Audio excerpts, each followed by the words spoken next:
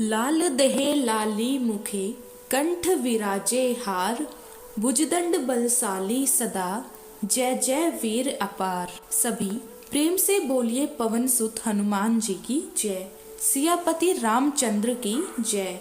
प्रिय श्रोताओं, जिस तरह से सोमवार का व्रत भगवान शिव को समर्पित होता है, उसी तरह से मंगलवार का दिन बजरंग बली हनुमान जी को समर्पित होता है। मंगल ग्रह 9 ग्रहों में से एक है, जिसे अंगारक और कुजा नाम से भी जाना जाता है। मंगल देव को पृथ्वी देवी का पुत्र माना जाता है। वे शक्ति, वीरता और साहस के प्रतीक हैं और मंगलवार का दिन बजरंग बली हनुमान जी को समर्पित है। तो आइए श्रोताओं, हम सभी सुनते हैं मंगलवार व्रत की संपूर्ण कथाएं। गणेश पुराण के अनुसार एक बार हिरण्याक्ष के बड़े भाई ने पृथ्वी देवी का अपहरण कर लिया था। पृथ्वी देवी को उससे छुड़ाने के लिए भगवान ने वराह रूप धारण किया। भगवान ने हिरण्याक्ष का वध किया और पृथ्वी देवी को बचाया। उस समय पृथ्वी देवी भगवान से बहुत प्रसन्न हुई और उनसे विवाह करना चाहती थी। वराह अवतार के समय भगवान का प्रकाश आकाश में हजारों सूर्यों के समान था, जो असहनीय था। तब भगवान ने पृथ्वी देवी की इच्छा पूर्ण करने के लिए अपने सुंदर और मूल रूप से उन्हें दर्शन दिए। तब उनका विवाह हुआ और वे 1 वर्ष तक अकेले रहे। तब उनके पुत्र के रूप में मंगल देव का जन्म हुआ। शिव पुराण के अनुसार एक बार भगवान शिव कैलाश पर्वत पर ध्यान में लीन थे। तब उनके माथे से पसीने की 3 बूंदें निकली और धरती पर गिरी। उन बूंदों में से एक अत्यंत सुंदर शिशु प्रकट हुआ, जिसका रंग लालिमा लिए हुए था, जिसकी 4 भुजाएं थी। भगवान शिव ने बालक का पालन पोषण करने के लिए पृथ्वी देवी भूमि को सौंप दिया। बालक का नाम भौम रखा गया, क्योंकि उसका पालन पोषण और परवरिश भूमि द्वारा यानी धरती माता द्वारा हुई थी। जब भौम बड़े हुए, वे काशी गए और भगवान शिव को प्रसन्न करने के लिए कठिन तपस्या की। भगवान शिव ने उन्हें आशीर्वाद देते हुए मंगल लोक प्रदान किया, जो सुक्रोक से भी अधिक श्रेष्ठ था। इसी भौम को सौर मंडल में मंगल ग्रह के नाम से जाना जाता है। मंगल देव के 4 भुजाएं हैं और वे त्रिशूल और गदा हथियार के रूप में धारण करते हैं। यह लाल आभूषण धारण करते हैं। मंगल देव की पूजा करने से त्वचा संबंधी रोग, ऋण और गरीबी से मुक्ति मिलती है। भगवान मंगल का रत्न मूंगा है और उनका दिन मंगलवार है और यह दक्षिण दिशा के संरक्षक है। मंगलवार के व्रत की कथा के अनुसार एक समय की बात है, एक बूढ़ी औरत रहती थी। वह हर मंगलवार को व्रत रखा करती और उन्हें हर तरह की सुख समृद्धि प्राप्त थी। उनकी बहू उन्हें हर मंगलवार को 4 रोटियां देती। तब वह रोटियां लेकर हनुमान जी के मंदिर में जाती और वहां 2 रोटियां अर्पित करती। बाकी 2 रोटियां वह खुद खा लेती और तृप्त हो जाया करती। एक बार बहू ने अपने बच्चों को दादी के पीछे पीछे चलने को वह क्या करती है, इस बात पर नजर रखने के लिए कहा। मंगलवार का दिन आने पर बूढ़ी महिला ने 4 रोटियां हाथ में ली और वह बजरंग बली हनुमान जी के मंदिर में जाने लगी। उनके पीछे पीछे उनके पोते चल रहे थे और जब पोते ने देखा कि दादी ने भगवान हनुमान जी को 2 रोटियां अर्पित की और शेष 2 रोटियों से अपना व्रत खोला, तब उन्होंने घर आकर अपनी माँ को यह बात बताई। माँ को लगा कि बूढ़ी माई 2 रोटियां तो बर्बाद कर रही है और फिर उसने अगली बार केवल 2 ही रोटियां पकाने का निश्चय किया। अगले मंगलवार को बहू ने उन्हें 4 की बजाय केवल 2 ही रोटियां दी। तब बूढ़ी माई हनुमान जी से मंदिर में गई और हनुमान जी को 1 रोटी अर्पित करके शेष 1 रोटी से अपना व्रत खोला। उनके पोते ने यह सब भी देख लिया और घर आकर फिर से अपनी माँ को सारा हाल बताया। अब उन बालकों की माँ को लगा कि बूढ़ी माई तो 1 रोटी बर्बाद कर रही है, अगली बार मैं इनको केवल 1 ही रोटी दूंगी, ऐसा उसने फैसला किया। फिर अगला मंगलवार आने पर बहू ने बूढ़ी माई को केवल 1 ही रोटी दी और बूढ़ी माई उस 1 रोटी को लेकर हनुमान जी के मंदिर में चली गई। उन्होंने आधी रोटी भगवान हनुमान जी को अर्पित की, बाकी आधी से अपना व्रत खोला। उनके पोते ने आज यह भी देख लिया तो आकर अपनी माँ को बताया। बहू ने सोचा कि बूढ़ी माई तो घर का पैसा बर्बाद कर रही है। अब उसने फैसला लिया कि वह अगले मंगलवार को उन्हें कोई रोटी नहीं देगी। उधर वह बूढ़ी माई अगले मंगलवार बिना रोटी लिए खाली हाथ बजरंग बली हनुमान जी के मंदिर में गई। आज उनके पास उन्हें अर्पित करने के लिए कुछ भी नहीं था। तब बजरंगबली हनुमान एक छोटे से बालक के रूप में उनके सामने प्रकट हुए और बोले, बूढ़ी माई क्या हुआ है? तब बूढ़ी माई ने उस बालक को पूरी कहानी सुनाई। बालक ने कहा, माई आप इस मंदिर के पीछे अपनी एक कुटिया क्यों नहीं बना लेती और मुझे अपना पुत्र मान लीजिए, मैं आपके भोजन का प्रबंध कर दिया करूँगा। ऐसे परिवार में रहने का क्या लाभ जो अपने बुजुर्गों की देखभाल नहीं करता। बूढ़ी माई उस बालक की बात मान गई और झोपड़ी बनाकर वहीं पर रहने लगी। हर रोज वह छोटा बालक उनके लिए एक जग भरकर दूध और चीनी मक्खन मिला हुआ चूरमा लाता था। अब बूढ़ी माई का जीवन बहुत सुखमय और शांति भरा था। बूढ़ी माई अब भी प्रत्येक मंगलवार बजरंगबली हनुमान जी की पूजा करके उन्हें भोग लगाकर ही अपना व्रत खोला करती थी। इधर उनकी बहू दिन प्रतिदिन गरीब होती जा रही थी। गरीबी के कारण घर में बिना वजह झगड़े होने लगे, यहाँ तक कि उनके पास खाने को भी बहुत कम बचा हुआ था। एक दिन उसने अपने बच्चों से कहा कि जाओ अपनी दादी के पास जाओ और देखो कि वह क्या करती है। बच्चे अपनी दादी के घर गए तो बूढ़ी माई ने उनका स्वागत किया। उन्होंने बच्चों को दूध और चूरमा दिया और उन्हें रोज आने के लिए कहा। बच्चे घर वापस आए और सारी बात अपनी माँ से बताई। माँ स्वयं जानकर हैरान रह गई कि बूढ़ी माई कमजोर होने के बजाय बिल्कुल स्वस्थ थी। अब बहू को अपनी गलती का एहसास हुआ और बहुत पछतावा। तब उसने अपने पति से उन्हें वापस लाने के लिए कहा, लेकिन उसके पति ने कहा, मैं क्यों जाऊं? हमारे कष्टों के लिए तो तुम ही जिम्मेदार हो। तुम रोज परिवार में झगड़े करवाती हो। तुमने ही तो उन्हें घर छोड़ने का विवश किया था। तुम तो थोड़े से भोजन के लिए भी उनसे ईर्ष्या करती थी। देखो, उनके जाते ही इस घर की सारी सुख समृद्धि मिट गई। तुम्हें बड़ों और उनके नेक कार्यों का कोई आदर ही नहीं है। तब बहू बोली, चलो हम सब उनके पास चलते हैं। हम उन्हें मना लेंगे कि वह वापस आ जाए। तब उसका पति मान गया और वे बुढ़िया माई के पास गए।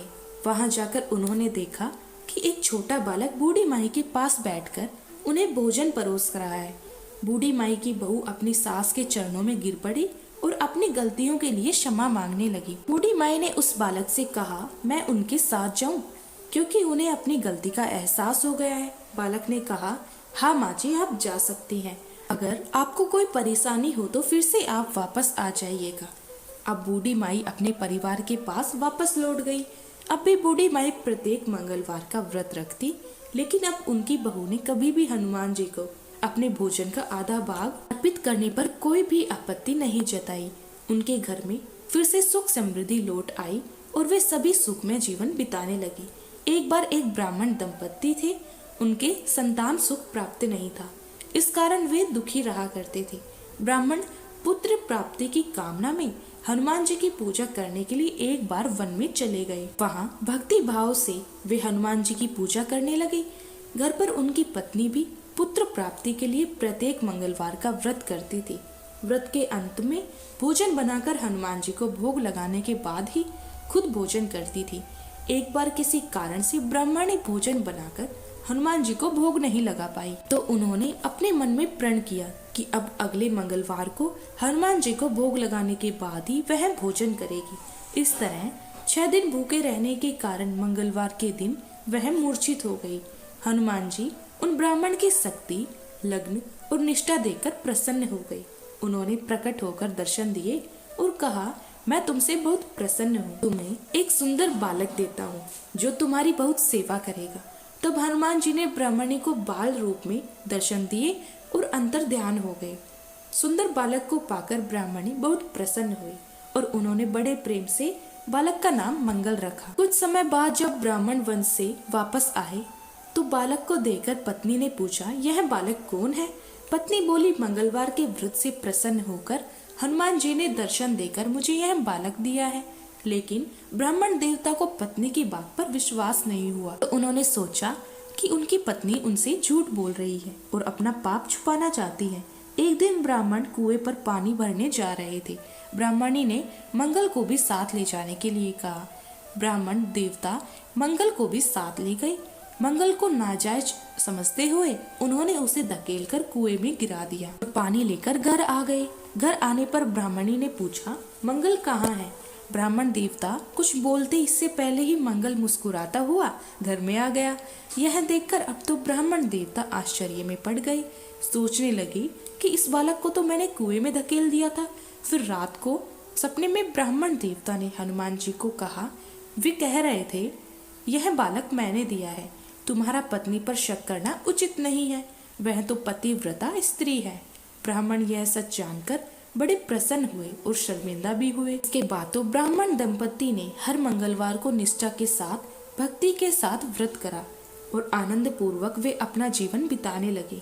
इस प्रकार जो भी व्यक्ति मंगलवार का व्रत करता है और मंगलवार के व्रत की कथा पढ़ता या सुनता है और दूसरों को सुनाता है तो हनुमान जी की कृपा उनके सभी प्रकार के सुख प्राप्त होते हैं। श्री ऋण मोचक मंगल स्तोत्र पाठ मंगल देव को समर्पित है। इस स्तोत्र के पाठ से कर्ज से मुक्ति मिलती है, आर्थिक समस्याएं दूर होती हैं। इस स्तोत्र से मंगल देव जी के सभी 21 नामों का वर्णन मिलता है। मंगल देव का संबंध हनुमान जी से है और हनुमान जी सभी प्रकार की समस्याओं से छुटकारा दिलाने वाले देवता माने जाते हैं। ऋण मोचक मंगल स्तोत्र का पाठ जो भी मनुष्य करता है उस पर मंगल भगवान प्रसन्न होकर उसे धन धान्य से प्रदान करते हैं। वह मनुष्य कुबेर भगवान की तरह धन संपत्ति का स्वामी बन जाता है। वह मनुष्य हमेशा युवा रहता है और उसे रोग और कर्ज से मुक्ति मिलती है। तो प्रिय श्रोताओं, अब सुनिए ऋण मोचक मंगल स्तोत्र पाठ हिंदी में।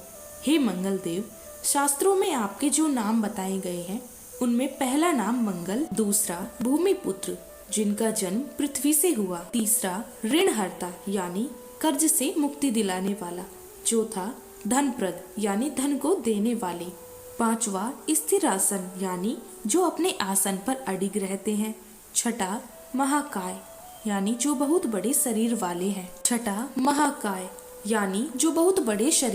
हैं, सातवां नाम सर्व कमावरोधक यानी कार्य में आने वाली सभी बाधाओं को दूर करने वाला है।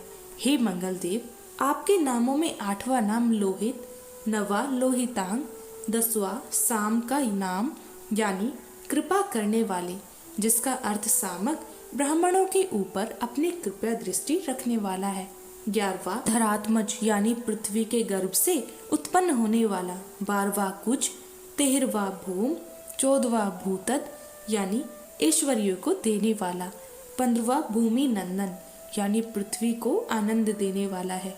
हे मंगल देव, आपके नामों में 16वां नाम अंगारक, 17वां नाम यम, 18वां सर्वोग पारक अर्थात समस्त तरह की कठिनाइयों को दूर करने वाला, 19वां वृष्टिकर्ता अर्थात वृष्टि करने वाले यानी वर्षा कराने वाला, 20वां नाम वृष्टिहर्ता अर्थात बारिश न होने के कारण अकाल लाने वाला और 21वां नाम सर्व काम फल प्रदा अर्थात संपूर्ण कामनाओं का फल देने वाला।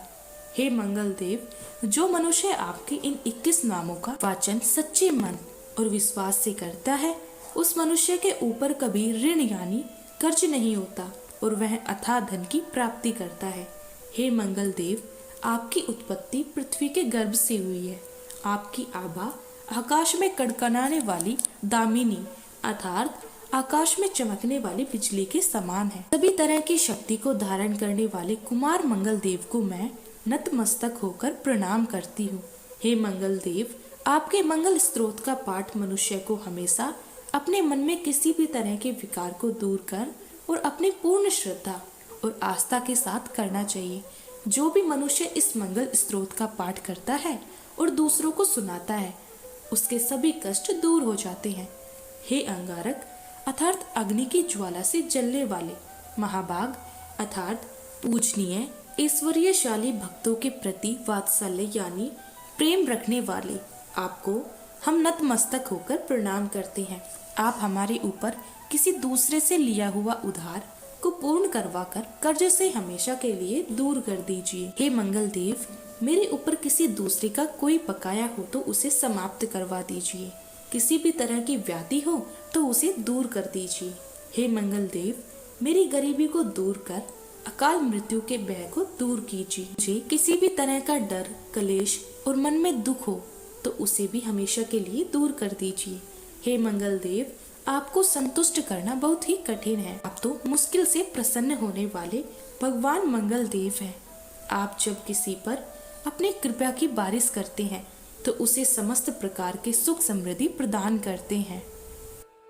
जब किसी पर भी अपनी कृपा की बारिश करते हैं तो उसे समस्त प्रकार के सुख समृद्धि प्रदान करते हैं। जब आप किसी पर नाराज होते हैं तो सबकी सार्वभौम सत्ता को भी तहस नहस कर डालते हैं। हे महाराज, आप जब भी किसी से नाराज होते हैं तो अपनी अनुकृपा दृष्टि से उसे हीन कर देते हैं। आप अप्रसन्न होने पर ब्रह्मा जी, इंद्रदेव और श्री विष्णु जी के भी साम्राज्य संपत्ति को नष्ट कर सकते हैं। फिर मेरे जैसे साधारण मनुष्य की तो बात ही क्या है। प्रभु, आप सबसे शक्तिशाली और सबसे बड़े राजा हैं। हे भगवान, मैं आपसे प्रार्थना करती हूँ कि आप मुझे संतान के रूप में पुत्र प्रदान करें। मैं आपके द्वार पर आई हूँ, आप मेरी मनोकामना पूर्ण करें। मेरे ऊपर किसी भी तरह से किसी दूसरे से उधार लिया हुआ धन ना रहे। मुझे कभी दूसरे के आगे कभी हाथ ना फैलाना पड़े। मेरी गरीबी को दूर कीजिए और मेरे सभी तरह के कष्ट और कलेशों का नाश कीजिए। जो मेरे शत्रु बन चुके हैं उनके डर से मुझे आप मुक्त कराइए। जो भी मनुष्य इन 12 श्लोकों वाले ऋण मोचक मंगल स्त्रोत से मंगल देव की वंदना करता है, उस मनुष्य पर मंगल भगवान प्रसन्न होकर उसे धन धान्य प्रदान करते हैं। वह मनुष्य कुबेर भगवान की तरह धन संपत्ति का स्वामी बन जाता है। वह मनुष्य हमेशा युवा रहता है। श्री ऋण मोचक मंगल स्त्रोत के उच्चारण मात्र से मनुष्य को किसी भी तरह के कर्ज से मुक्ति मिल सकती है। अगर कोई मनुष्य अपने जीवन काल में अपनी आवश्यकताओं की, अपनी कामनाओं की पूर्ति के लिए किसी दूसरे मनुष्य से कर्ज लिया होता है और किसी कारणवश कर्ज चुका पाने में असमर्थ हो जाता है तो उसे ऋण मोचक मंगल स्त्रोत का पाठ करना चाहिए। कर्ज में डूबे हुए मनुष्य इस ऋण मोचक मंगल स्त्रोत का जाप श्रद्धा और विश्वास के साथ नियमित रूप से करता है, उसे कर्ज से मुक्ति मिल जाती है। ऋण मोचक मंगल स्त्रोत पाठ समाप्त। सभी प्रेम से बोलिए मंगल देव की जय। वीडियो को लाइक शेयर सब्सक्राइब करना ना भूलें। जय श्री हरि, जय श्री श्याम।